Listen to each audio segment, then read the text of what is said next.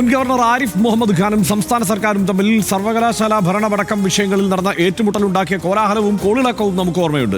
Supreme കോടതി വരെ എത്തിയ ആ കലഹം എത്ര ചെറുത് എന്ന് തോന്നിപ്പോകും രാജേന്ദ്ര വിശ്വനാഥ് ആർലേക്കറും സർക്കാരും തമ്മിൽ നിലവിലുള്ള തർക്കം കണ്ടാൽ. ആരിഫ് മുഹമ്മദ് ഖാൻ പല പാർട്ടികളിലൂടെ ഒഴുകി BJP പാളയത്തിൽ വന്നടിഞ്ഞയാളായിരുന്നുവെങ്കിൽ ഉറച്ച RSSകാരനാണ് ആർലേക്കർ. സംസ്ഥാന ഗവർണറുടെ നിലവിലെ പദ്ധതിയും പരിപാടികളും രാജ്ഭവൻ വഴിയുള്ള സംഘപരിവാർ ആശയപ്രചാരണമാവുകയാണോ? ഭാരതാംബ വിവാദം, രാജ്ഭവനിലെ RSS സൈദ്ധാന്തികരുടെ ചിത്രങ്ങൾ, വിദ്യാർത്ഥി രാഷ്ട്രീയത്തിനെതിരായ പ്രസ്താവന എന്നിങ്ങനെ സർക്കാർ ഗവർണർ പോരാട്ടം പുതിയൊരു ദിശയിലേക്ക് ചലിച്ചു തുടങ്ങിയോ? കാണാം RDX റാം. ഭാരതാംബ വിവാദം കെട്ടിടങ്ങും മുൻപെയാണ് രാജ്ഭവനിലെ സ്വീകരണ മുറിയിൽ കാവിക്കൊടിയേന്തിയ ഭാരതാംബയ്ക്ക് ഇടതും വലതുമായി RSS സൈദ്ധാന്തികരുടെ ചിത്രങ്ങൾ ഗവർണർ രാജേന്ദ്ര അർലേക്കർ സ്ഥാപിച്ചത്.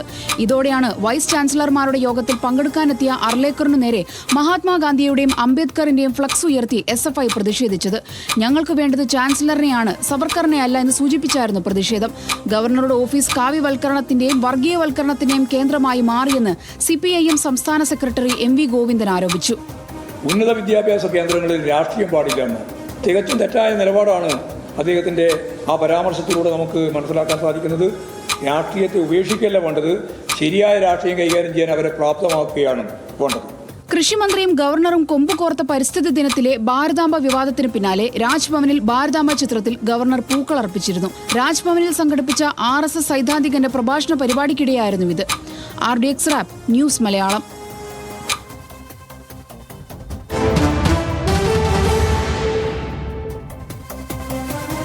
രാജ്ഭവൻ രാഷ്ട്രീയ അജണ്ട നടപ്പാക്കാനോ രാഷ്ട്രീയ പ്രചാരണത്തിനോ ഉള്ള വേദിയാക്കാൻ പാടില്ല എന്ന് മുഖ്യമന്ത്രി. ഭാരതാംബ എന്ന സങ്കല്പം തന്നെ ഭരണഘടന അംഗീകരിക്കാത്തതാണ്. RSS ചിഹ്നങ്ങളെ അവർ ബഹുമാനിച്ചോട്ടെ, മറ്റുള്ളവർ അംഗീകരിക്കണമെന്ന് പറഞ്ഞാൽ നടക്കില്ലെന്നും പിണറായി വിജയൻ പറഞ്ഞു. ആ ബൈറ്റ് കേൾക്കും. നമ്മുടെ ഭരണഘടന ഉയർത്തിപ്പിടിക്കുന്ന ഒന്നല്ല ഈ ഭാരതാംബ എന്ന ചിത്രീകരണം. ഈ ഭാരതാംബയുടെ കയ്യിലെ കൊടി അത് RSSൻ്റെ കൊടിയാണെന്ന് പരസ്യമായി ഏകദേശം അംഗീകരിച്ച് കഴിഞ്ഞിട്ടുണ്ടല്ലോ എല്ലാവരും. അത്തരം ഒരു കൊടിയായിട്ടാണല്ലോ ഭാരതാംബയെ മുന്നോട്ടിറക്കിയത്. ഇപ്പോൾ RSSൻ്റെ ചിഹ്നങ്ങളെ RSSകാർ ബഹുമാനിക്കും, അത് ബഹുമാനിച്ചോട്ടെ, അത് ബഹുമാനിക്കണ്ടെന്ന് നമ്മൾ പറയുന്നില്ല. പക്ഷേ അതെല്ലാവരും അംഗീകരിച്ചോളണം എന്ന് പറഞ്ഞാൽ അത് നടക്കില്ല. അത് RSSൻ്റെ ചിഹ്നം RSSകാർ കൊണ്ടു നടക്കട്ടെ, മറ്റുള്ളവരെല്ലാം അത് അംഗീകരിക്കണമെന്ന നിലപാട് സ്വീകരിക്കുന്നത് ശരിയല്ല. അത്തരമൊരു നിലപാട് സ്വീകരിപ്പിക്കുന്നതിന് രാജ്ഭവനെ ഉപയോഗിക്കാനും പാടില്ല. ഇനി മറ്റ് ഡേറ്റാ ഷീറ്റിലെ വിവരങ്ങളിലേക്ക് കൂടി പോകാം. രാജ്ഭവനിലെ സ്വീകരണ മുറിയിൽ RSS സൈദ്ധാന്തികരുടെ ചിത്രങ്ങളാണ് സ്ഥാപിച്ചത് ഹെഡ്ഗേവാറിന്റെയും ഗോൾവർക്കറുടെയും ചിത്രങ്ങളാണ്. കാവിക്കൊടി ഏന്തിയ ഭാരതാംബ ചിത്രം നേരത്തെ തന്നെ സ്ഥാപിച്ചിരുന്നു. ഗാന്ധി അംബേദ്കർ ചിത്രങ്ങൾ ഉയർത്തി ഗവർണർക്കെതിരെ SFI ഇതിന്റെ തുടർച്ചയായി പ്രതിഷേധം ഗവർണർ VCമാരുടെ യോഗത്തിൽ പങ്കെടുക്കാനെത്തിയപ്പോഴായിരുന്നു. ഞങ്ങൾക്ക് ചാൻസലറെ മതി, സവർക്കറെ വേണ്ട എന്നെഴുതിയ ഫ്ലെക്സ് ഉയർത്തിയുള്ള പ്രതിഷേധമാണ് അവിടെ SFI നടത്തിയത്. സംസ്ഥാനത്തെ സർവകലാശാലകളിലും കോളേജുകളിലും രാഷ്ട്രീയ പ്രവർത്തനം കൂടുതലാണ് എന്ന അഭിപ്രായം കൂടി ഗവർണർ ആർലേക്കർക്കുണ്ട്. എല്ലാ കാര്യങ്ങളും രാഷ്ട്രീയത്തിന്റെ കണ്ണിലൂടെ കാണുന്നു എന്നതാണ് അദ്ദേഹത്തിന്റെ വിമർശനം. ഈ സ്ഥിതി മാറിയാലേ അടുത്ത തലമുറയ്ക്ക് പ്രയോജനം ചെയ്യൂ എന്നും ഗവർണർ പറയുന്നു. വിമർശനം ഗവർണർക്കെതിരായ SFI പ്രതിഷേധത്തിന് പിന്നാലെയായിരുന്നു. രാജ്ഭവൻ സംഘടിപ്പിച്ച പ്രഭാഷണ വേദിയിൽ ഭാരതാംബ ചിത്രത്തിന് മുന്നിൽ കൈകൂപ്പി ഗവർണർ നിൽക്കുന്ന ചിത്രമൊക്കെ പുറത്തു വന്നിരുന്നു. ഉപയോഗിച്ചത് വിവാദമായ കാവിക്കൊടി ഏന്തിയ ദേവതാരൂപം ആണ് എന്നുള്ളതാണ്. RSSന്റെ കാവിക്കൊടി ഏന്തിയ ഭാരതാംബ ചിത്രം രാജ്ഭവൻ ഉപയോഗിക്കരുതെന്ന് സർക്കാർ ആവശ്യപ്പെട്ടിരുന്നു. ഔദ്യോഗിക പരിപാടികളിൽ മാത്രം ഉപയോഗിക്കില്ല എന്ന നിലപാടാണ് ഇപ്പോൾ ഗവർണർ സ്വീകരിച്ചിരിക്കുന്നത്. രാജ്ഭവനിൽ സർക്കാരിന്റെ പരിസ്ഥിതി ദിന പരിപാടിയിൽ കാവിക്കൊടി ഏന്തിയ ഭാരതാംബ ചിത്രം ഉൾപ്പെടുത്തിയിരുന്നു. പരിപാടി സംഘടിപ്പിച്ചത് കൃഷി വകുപ്പായിരുന്നു. അന്ന് ചിത്രം വയ്ക്കുന്നതിൽ P പ്രസാദ് വിയോജിപ്പ് അറിയിക്കുകയും മന്ത്രി വിയോജിപ്പ് അറിയിച്ചിട്ടും ഗവർണർ വഴങ്ങാതിരിക്കുകയും ഒക്കെ ചെയ്തു. ചിത്രം മാറ്റിയില്ല. കൃഷി വകുപ്പ് ആ പരിപാടി സെക്രട്ടേറിയറ്റിലേക്ക് മാറ്റി അന്ന് ഗവർണർക്കെതിരെ മന്ത്രി എന്ന് രംഗത്തെത്തുകയും ചെയ്തു. അതൊക്കെ ഒന്ന് ഓർമ്മിപ്പിച്ചെന്നേ ഉള്ളൂ. സനീഷ്, ഈ മുൻ ഗവർണറേക്കാൾ വളരെ ഒരു ക്ലിനിക്കൽ പെർഫെക്ഷനോടെയുള്ള ഒരു നീക്കം നടത്തുന്നത് ഗവർണർ ആർലേക്കർ ആണെന്ന് തോന്നുന്നല്ലേ? ഗവർണർ ഒരു ആകാശത്ത് പൊട്ടിക്കൊണ്ട ഒരാളെ പോലെ പെരുമാറുന്നത്. അതായത് കുട്ടികൾക്കൊന്നും രാഷ്ട്രീയം വേണ്ട എന്നൊക്കെ അദ്ദേഹം പറഞ്ഞേക്കാണെന്ന് അദ്ദേഹത്തിൻ്റെ അദ്ദേഹം RSSകാരനാണെന്ന് അഭിമാനത്തോടെ പറയുന്ന ആളാണ്. RSSൻ്റെ പ്രധാനപ്പെട്ട നേതാക്കൾ ലണ്ടനിലും മറ്റുമൊക്കെ പഠിക്കുന്ന സമയത്താണ്, അല്ലെങ്കിൽ ഇവിടെ ഉണ്ടായിരുന്ന വിദ്യാഭ്യാസ സ്ഥാപനങ്ങൾ പഠിക്കുന്ന കാലത്താണ് ഈ ഹിന്ദുത്വ പൊളിറ്റിക്സിലേക്ക് ഇറങ്ങുകയും മറ്റുമൊക്കെ മാറുന്നത്. അവരുടെ പ്രധാനപ്പെട്ട പേരുകൾ ഇപ്പോൾ അവിടെ ഹെഡ്ഗേവാറിൻ്റെയൊക്കെ പടം വെച്ചില്ലേ, അവരെല്ലാം അവരുടെ വിദ്യാർത്ഥി കാലത്ത് തന്നെ രാഷ്ട്രീയ പ്രവർത്തനത്തിൽ ഏർപ്പെട്ട ആളുകളാണ്. എന്നിട്ട് അദ്ദേഹം അതിൻ്റെ താഴെ നിന്നിട്ട് പറയുന്നത് കുട്ടികൾക്കൊന്നും രാഷ്ട്രീയം വേണ്ടാന്ന്.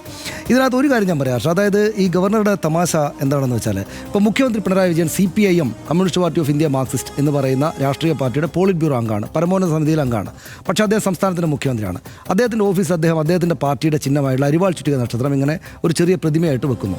എന്നിട്ട് മറ്റ് കക്ഷികളുടെ ആളുകളെല്ലാം വിളിക്കുന്നു. VD സതീശനെയും രാജീവ് ചന്ദ്രശേഖരനും മറ്റു പാർട്ടികളുടെ നേതാക്കളെയും ഗവർണറേക്ക് വിളിച്ചിട്ടൊരു പൊതുപരിപാടി നടത്തുകയാണ്, ഒരു പൊതുപരിപാടി മുഖ്യമന്ത്രിയുടെ ഓഫീസിൽ. എന്നിട്ട് അവിടെ വരുമ്പോഴെന്താ ചെയ്യുന്നത് വെച്ചാൽ, ഇവരെല്ലാവരും ചേർന്നിട്ട് പുഷ്പാർച്ചന, അതായത് അരിവാൾ ചുറ്റിക നക്ഷത്രത്തിൻ്റെ പ്രതിമയ്ക്ക് മുന്നിൽ പുഷ്പാർച്ചന നടത്തുകയും 4 മുദ്രാവാക്യം ഇൻക്ലാബ് സിന്ദാബാദ് വിളിക്കുകയും ചെയ്യുക. എന്നിട്ട് ഈ പരിപാടിയുടെ മുകളിൽ Lenin, Stalin, EMS Namboodiripad, AK തുടങ്ങിയ ഇദ്ദേഹത്തിൻ്റെ പാർട്ടിയുടെ നേതാക്കളുടെ ചിത്രം വെക്കുകയും ചെയ്ത. ഒന്ന് ആലോചിച്ച് നോക്കൂ, എന്തൊരു ഓക്കോടായിട്ടുള്ള പരിപാടിയായിരിക്കും. അതായത് CPIMൻ്റെ പോളിറ്റ് ബ്യൂറോ അംഗമായ പിണറായി വിജയൻ മുഖ്യമന്ത്രി ആകുന്നതോടെ ഈ സംസ്ഥാനത്തിൻ്റെ പൊതു ഓഫീസ് കൈകാര്യം ചെയ്യുന്നൊരു പൊതു വ്യക്തിയായി മാറിക്കഴിഞ്ഞു. ആ പൊതു വ്യക്തിക്ക് എങ്ങനെ പെരുമാറണമെന്നതിന് ഭരണഘടന എഴുതി കൊടുത്തിരിക്കുന്ന സിസ്റ്റമുണ്ട്. അല്ലാതെ എൻ്റെ പാർട്ടിയുടെ കൊടിയുമായിട്ടാണ്, അരിവാൾ ചുറ്റുക നക്ഷത്രമായിട്ടാണ് ഞാൻ അങ്ങോട്ടേക്ക് വരുന്നതെന്ന് പറഞ്ഞ് മുഖ്യമന്ത്രിക്ക് അദ്ദേഹത്തിൻ്റെ ഓഫീസിൽ വന്നിരിക്കാൻ പറ്റില്ല. അങ്ങനെയാണെങ്കിൽ പിണറായി വിജയനേക്കാൾ ശക്തിയുള്ള ആളാണെന്നല്ലേ RSSകാർ അടക്കമുള്ള ആളുകൾ പറയുന്നത്. നരേന്ദ്രമോദി അദ്ദേഹത്തിൻ്റെ പ്രധാനമന്ത്രിയുടെ ഓഫീസിലേക്ക് ഈ താമരയുടെ കൊടിയും ഭാരതാംബയുടെ ചിത്രവും കൊണ്ടാണോ പോയിരിക്കുന്നത്? അപ്പോൾ ഇവർക്കാർക്കും വിവരവും ബുദ്ധിയും രാഷ്ട്രീയ ശേഷിയും ഇല്ലാത്തതുകൊണ്ടാണോ, അല്ലെങ്കിൽ ഭാരതത്തോട് അഗൈതവുമായിട്ടുള്ള ആദരവില്ലാത്തതുകൊണ്ടാണോ, ഗവർണർ പോലെ ഭാരതാംബയോട് ആദരവില്ലാത്തതുകൊണ്ടാണോ നരേന്ദ്രമോദി അതെടുത്ത് കൊണ്ട് വെക്കാത്തത്? അപ്പോൾ ഇത് അദ്ദേഹത്തിന് എന്തുകൊണ്ട് ഇത് മനസ്സിലാവുന്നില്ല എന്നാണ് എനിക്ക് മനസ്സിലാവാത്തത്. അത്രയേ അതിനകത്ത് പറയാനുള്ളൂ. അതായത് ഇത് ഏറ്റവും ബേസിക് ആയിട്ടുള്ള കാര്യമാണ്. നിങ്ങളുടെ ഭരണഘടന നിങ്ങളോട് പറഞ്ഞിരിക്കുന്ന റിട്ടേൺ ആയിട്ടുള്ള കാര്യങ്ങൾ നടപ്പാക്കാനുള്ള ഒരു സിംബോളിക് ആയിട്ടുള്ള പദവി മാത്രമാണ് ഗവർണറുടേത്. അത് ആർക്കാണ് അറിഞ്ഞുകൂടാത്തത്?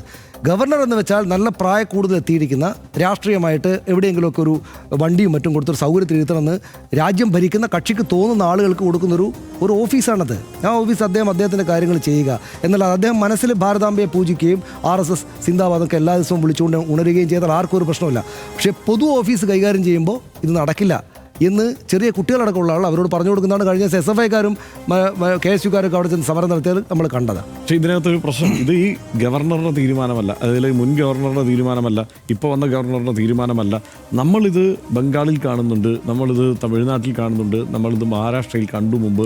ഇതെന്താണ് അതായത് എനിക്ക് തോന്നുന്നത് സനീഷ, ഒന്നുകിൽ കേന്ദ്ര സർക്കാരിൻ്റെ ഒരു യൂണിയൻ ഗവൺമെൻറ്റിൻ്റെ ഒരു പദ്ധതി എന്ന നിലയ്ക്ക് ഗവർണർമാരെ വെച്ച് കൃത്യമായി ഈ സംസ്ഥാനങ്ങളിലൊക്കെ ഇടപെടുക എന്നുള്ളത്, അതല്ലെങ്കിൽ ഈ വരുന്നവരൊക്കെ ഇപ്പോൾ ഇസ്രയേലിന് ജയ് വിളിക്കുന്ന സോഷ്യൽ മീഡിയയിലെ കുറേ ആൾക്കാരുണ്ടല്ലോ, അവരുടെ ഒരു മനോനിലയുമായിട്ട് വരുന്ന ഒരാളുകളാണോ എന്ന സംശയവും തോന്നിപ്പോവുക. കാരണം എന്താണെന്ന് വെച്ച് കഴിഞ്ഞാൽ ഇന്ത്യ എടുക്കുന്ന നിലപാട് പോലുമല്ല ഇവർ നടപ്പാക്കാനിരിക്കുന്നത് എന്നുള്ളൊരു പ്രശ്നമുണ്ട്. ഇപ്പോൾ ഇവിടെ ഇദ്ദേഹം ആർലേക്കർ വന്നതിന് ശേഷം സംഭവിച്ച കാര്യങ്ങൾ നോക്കിയില്ലേ? ഒന്ന് കാവിക്കൊടി പിടിച്ച ഭാരതാംബയെ പൊതുപരിപാടിയിൽ അവതരിപ്പിക്കാൻ ശ്രമിക്കുന്നു. അദ്ദേഹം അവിടെ അദ്ദേഹത്തിൻ്റെ ഔദ്യോഗിക വസതിയിൽ ഈ പറയുന്ന നേതാക്കന്മാരുടെയൊക്കെ ചിത്രങ്ങൾ കൊണ്ടുവയ്ക്കുന്നു. ഇവിടെ സാക്ഷരതയുണ്ട്, പക്ഷേ വിദ്യാഭ്യാസം ഇല്ല എന്നാണ് അദ്ദേഹം പറയുന്നത്. അദ്ദേഹം വിദ്യാഭ്യാസം എന്ന് ഉദ്ദേശിക്കുന്നത് എന്താണ്? ആയിരിക്കാം എന്തായാലും ഒന്നത്. പിന്നെ ഹിന്ദി രാഷ്ട്രഭാഷയാണ്, മലയാളം ദേശത്തിൻ്റെ ഭാഷയാണ് എന്നദ്ദേഹം പറഞ്ഞു. അതായത് ഹിന്ദി രാഷ്ട്രഭാഷയാണ്, അതിനെ ആ രീതിയിൽ അംഗീകരിക്കുകയും ഭാഷയുടെ പേരിൽ നിങ്ങൾ തമ്മിൽ തല്ല് ഉണ്ടാക്കരുത്. പക്ഷെ അപ്പോൾ പറഞ്ഞു വയ്ക്കുന്നത് എന്താണ്? ഹിന്ദി രാഷ്ട്രഭാഷ. അങ്ങനെയല്ലല്ലോ. ഈ രാജ്യത്ത് ഈ ഒരു രാഷ്ട്രഭാഷ എന്ന നിലയ്ക്ക് അതിനെ അവതരിപ്പിക്കാൻ നമുക്ക് പറ്റില്ല. മാത്രമല്ല, അതായത് കഴിഞ്ഞ ദിവസം ഈ ഭാരതാംബയുടെ കൂടെയുള്ള ഇന്ത്യയുടെ ഒരു മാപ്പ് ഉണ്ടല്ലോ, അത് ആദ്യ ദിവസം കണ്ടപ്പോൾ തന്നെ അത് ശരിക്കുമുള്ള നമ്മുടെ ഇന്ത്യയുടെ മാപ്പ് പോലെ അല്ല ഇരിക്കും. അതായത് അല്ലെങ്കിൽ തന്നെ ഒരു സാധാരണ പൗരനാണെങ്കിൽ പോലും നമ്മുടെ രാഷ്ട്രത്തിന്റെ മാപ്പ് ശരിയാം വിധം വരച്ചതല്ലാതെ പ്രദർശിപ്പിച്ച പ്രശ്നമാണ്, പബ്ലിഷ് ചെയ്താൽ പ്രശ്നമാണ്.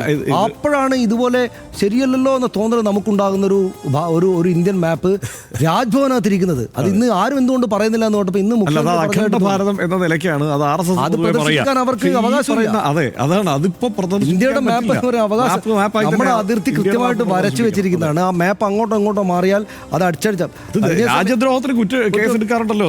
ഈ എന്താണ് കാശ്മീരിന്റെ തല കുറച്ച് മാറിയിരുന്നാൽ അതാണ് ഒരു പബ്ലിക് ഓഫീസിനകത്ത് രാജ്ഭവൻ പോലൊരു സ്ഥലത്ത് ഇന്ത്യയുടെ എല്ലാത്തിനും മാപ്പ് എടുത്ത് വെച്ചിരിക്കുകയാണ് അദ്ദേഹം. അതെ, അത് മാത്രമല്ല, ഇതിനുശേഷം ഗവർണർമാർക്ക് ഈ ബില്ലുകളിൽ സമയപരിധി നിശ്ചയിച്ച സുപ്രീം കോടതിയുടെ തീരുമാനത്തോട് പലരും പല രീതിയിൽ പ്രതികരിച്ചു. പക്ഷേ വളരെ സൂക്ഷ്മമായി ഏറ്റവും നിശിതമായി സുപ്രീം കോടതിയെ ആദ്യം വിമർശിച്ചയാൾ ആർലേക്കറാണ്.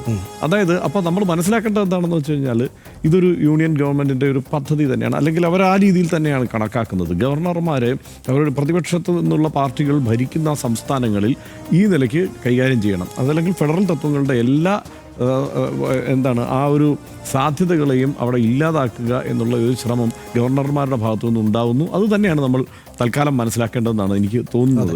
ഈ ഒരു ഗവർണർക്ക് ഇങ്ങനെയൊക്കെ ഇടപെടാമോ എന്ന പുതുമയായിരുന്നു കുറഞ്ഞത് കേരളത്തെ സംബന്ധിച്ചെങ്കിലും ആരിഫ് മുഹമ്മദ് ഖാൻ്റെ കാലം. പക്ഷേ സർക്കാരിനോട് നാവ് കൊണ്ട് ഏറ്റുമുട്ടിയിരുന്ന ആരിഫ് മുഹമ്മദ് ഖാനെ പോലെ അല്ല, പ്രത്യയശാസ്ത്രപരമായ ഒരു പോരിന് സന്ദേശം നൽകാനാണ് തുടക്കം മുതലേ ആർലേക്കർ ശ്രമിക്കുന്നത്.